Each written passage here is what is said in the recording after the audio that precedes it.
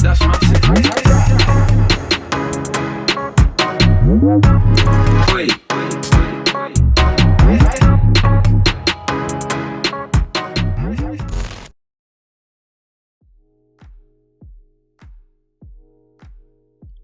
Social media, the what's the right word to use? The people that are hungry for fame, they want to trend so much. Like, this social media thing is a drug. If you don't control it, it will control you. Do you understand? It's very deep, honestly. Okay, so there are many people that social media has taken over, right? So when they are not trending, it becomes a problem. How can I trend? If you notice, good things don't trend like that. You get? For bad things, sharp is going up, right? So when these people that are hungry for fame are looking for what to do just so they could trend, nobody's going to think of doing something good, because what's the point? It's not going to give them what they want, right? So then what can I? And then if you see this person that he's her sex tape was leaked. You see how everywhere she's trending on every blog, and it's funny, especially not, I won't say in Nigeria, but all around the world, right? When somebody's sex tape has been leaked or so and so, instead of Nigerians or the world to follow that person, they'll start following the person, giving the person more. Like, it doesn't even make sense to me. Do you get? So now one person has done it and they can see how it happened, right? Blogs carried her news, more followers, this and that. So what else? So this is what I want. Oh yeah, now look my sex tape. Look my sex tape, and that's how it is going. So the social media, my dear, the hunger for fame, and yeah.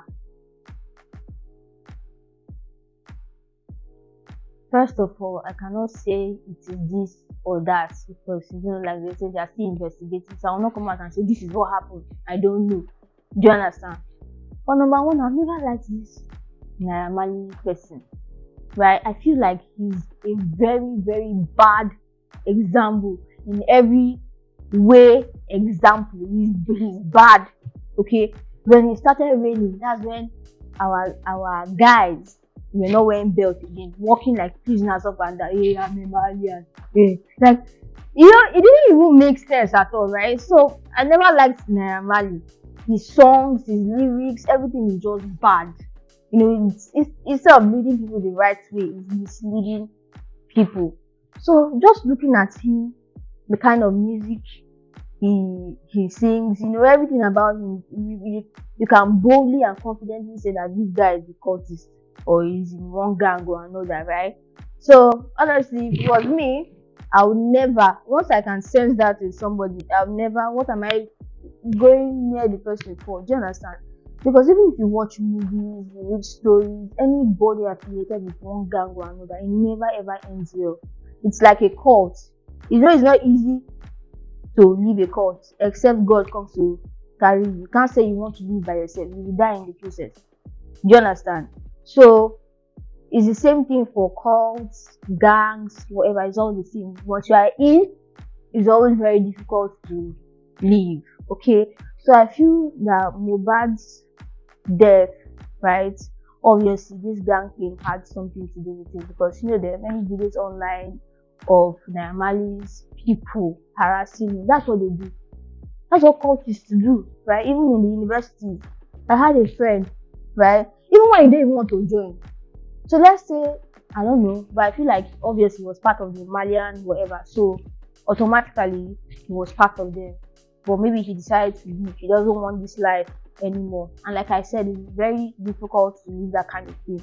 So they'll always harass you, want to make your life, a living hell, basically. So I feel like that also contributed to his depression, right? Because from the videos that I saw online, Mohbad was depressed.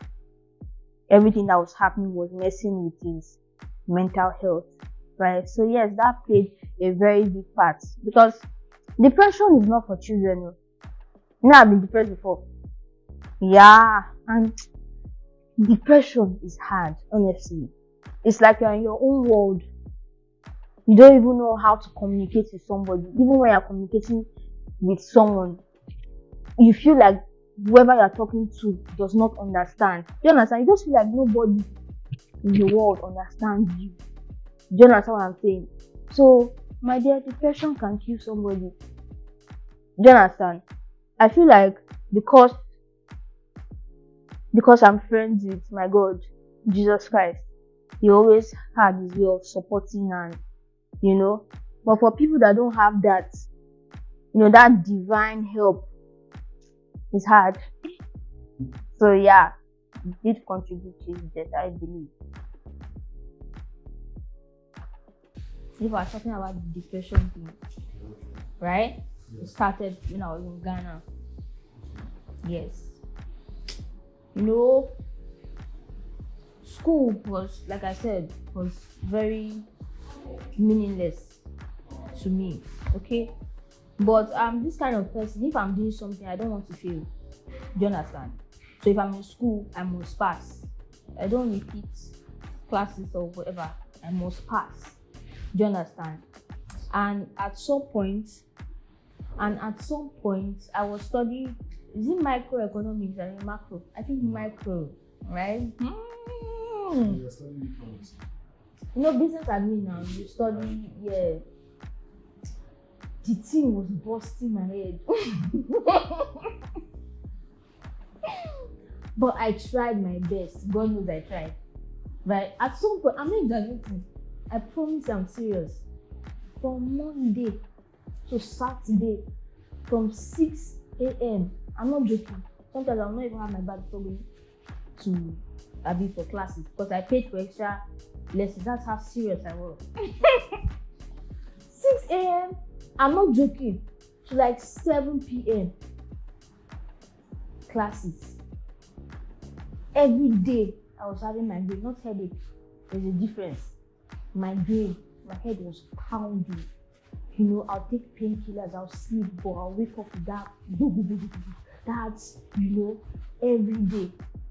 I was not thinking, is this the kind of life I'm going to keep living for how many more years? Do you understand?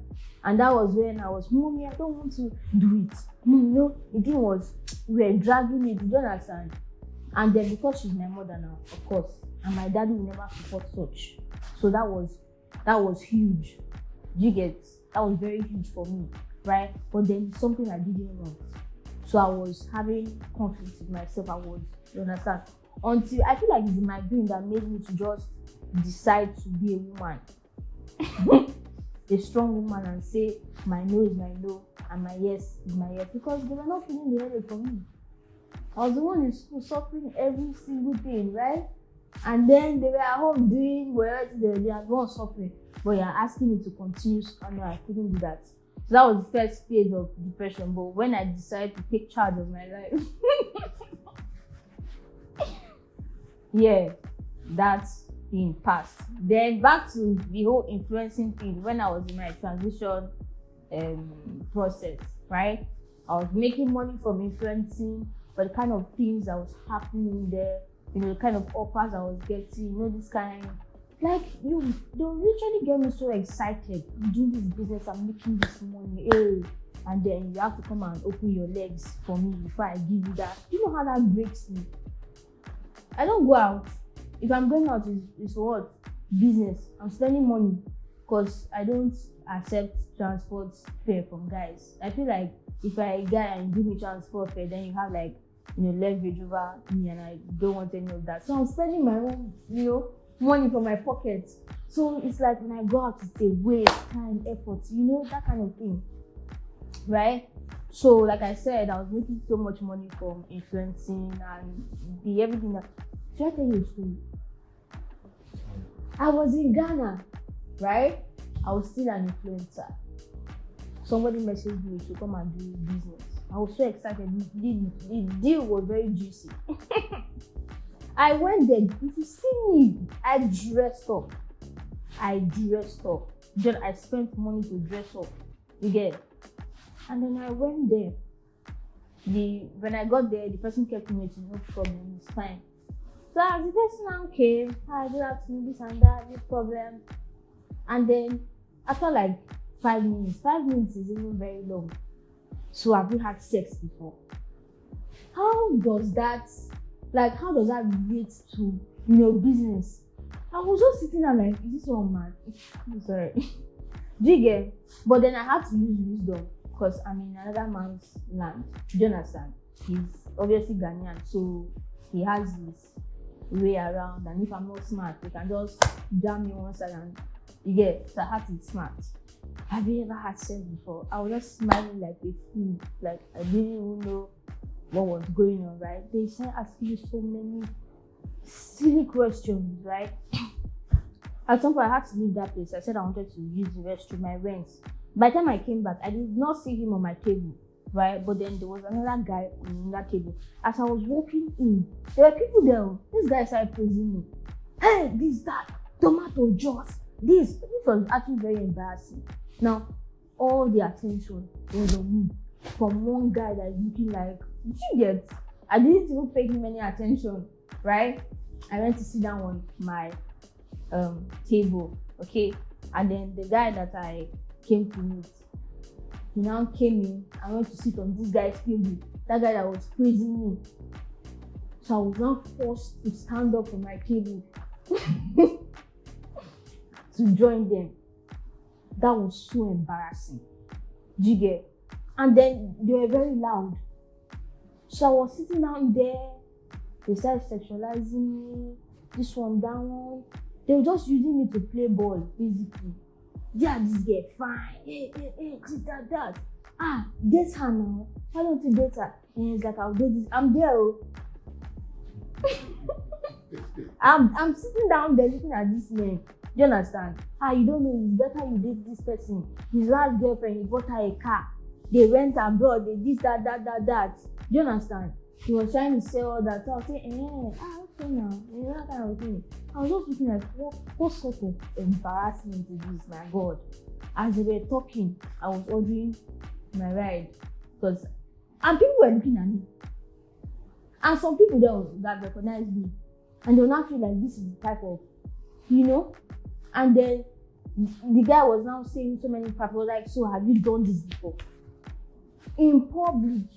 That was the last time I ever went out for any business meeting, whatever, with any man. I just told myself this cannot repeat itself again. And many men do that a lot. Do you understand? But now, man, I wasted, now, Ghana currency is expensive. And I'm converting naira. You know how much I wasted that day? It was crazy. So I was depressed. And then I was also learning a skill at home. I was learning Forex. That one too is another heavy.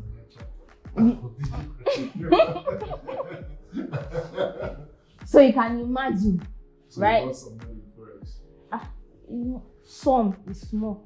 I lost money. I lost money. Do you understand? So you put figure around how much?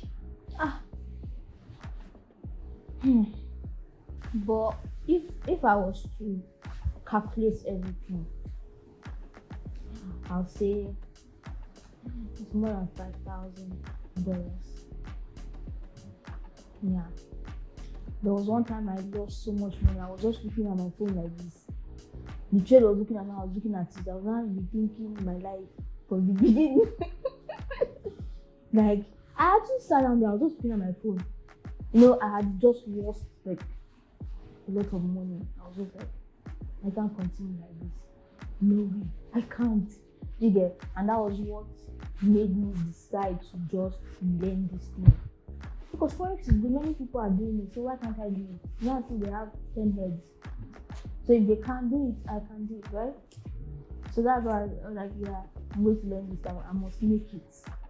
So I was doing my transition thing. right? Transition process, I was learning forex. I didn't know that, sometimes you have to take a break. I didn't take any break. Ask my mom. I would wake up very early in the morning. Sometimes when you say rest now, I was looking like somebody that didn't have a home. I was looking so homeless. I was learning these things. I think that also contributed to my depression. It was very bad. I'm not even going to that. That's something I don't wish on anybody. Depression is bad. Yeah, and I communicate to my mom. I just felt like she wasn't understanding me. Like, I'm saying A, you are talking Z. Like, I'll talk to my twin sister. She's not understanding me. So I'll go to my room. It's like every day I was crying. I was always crying in my room. And I'll come out and clean my eye.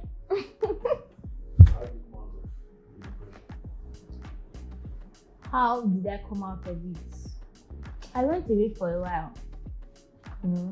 I just decided to just leave my space. So I went to an uncle's place for a while. I wasn't doing anything. Do you understand? I was just, normally you won't find me not doing anything. I'm always doing something. Either I'm learning something or I'm always busy. Do you understand? But I just decided not to do anything. And then I was always meditating in the Lord's presence. Actually, Jesus Christ that brought me out of it. I can't say it was a human being or it was Him. Reading my Bible, listening to Gregorian chants. That's like saying, because I'm a Catholic, right? That's like saying the rosary in Latin. It just kind of gives this sweeping relief. So that was what I was doing, not doing anything, just basically being in God's presence. That's what gave me my peace and my joy and my happiness. And after that, I was able to find a way forward. When you're depressed, you don't know the next thing to do. But with God, I was able to, find my path, basically. This year is what? 2023, right? I would say I've always been doing that, right from, since I even started influencing. Even in school set, I was always that person I would advise. People would come, this, that, I would advise them, right? But I didn't take it serious then, do you get? And then this whole money magnet thing, I've always liked this whole money magnet thing, what it stands for, right? We all want money, we all need money, we all like money, right? But then again, many people believe that you have to do the wrong things to make that money, which is very false. I feel like this Gen Z, they don't have patience, right? They just want to skip the process. They just want to jump into, that's not life. That's not how it works, okay? If you do your research on people that made it, because I like to watch documentaries, I like to read books on billionaires and millionaires who have made it in life. And it was always the same. Nobody skipped the process. Do you understand? They did things accordingly, right? So that is basically what the money magnet is all about. I know that there is money. I know that with God, you're doing things the right way. You can make money. And the money that you even make doing things the right way is sustainable. Do you understand? It doesn't depreciate, basically. Just keep going forward. Just keep making more. Just keep, do you understand? But then when you are doing some very bad things for it, give it time, everything, or you end up in kibi, or there's always something bad that comes with it. Do you understand? So I started again. When you go online, you see Gen Z making noise, doing some very silly, I don't know why it hurts my feelings. I don't know, it's not as if it's my business too. But then it just makes me really sad. Do you understand? And I just feel like, we can all do things the right way and make it. Do you understand? Money, there's money. Money can be made. You can make money the right way. You don't have to do some very, silly things to make it. I feel like these Gen Z, they don't know that anymore. I feel like this is forgotten history or forgotten knowledge. Do you understand? Because if you check social media, some people's comments, the only way is to, who said that? So I feel like they don't know. So I feel like I've made this my mission to tell them, to let them know, okay? And then again, this life is not all that there is. Alright? You finish buying this car, building this house, you die. The house will remain, the car will remain, gone for judgment. Alright? And then you are doing so and so for money, you now end up in hellfire. What is the point? Do you understand? You know, life after this one is what is more important to me. Do you get? That is why I would never do some certain type of things for money, because like I said, I'm a long-term thinker. I think long-term. I'm thinking of my afterlife. I don't want to go to hellfire. I'm not going to do that.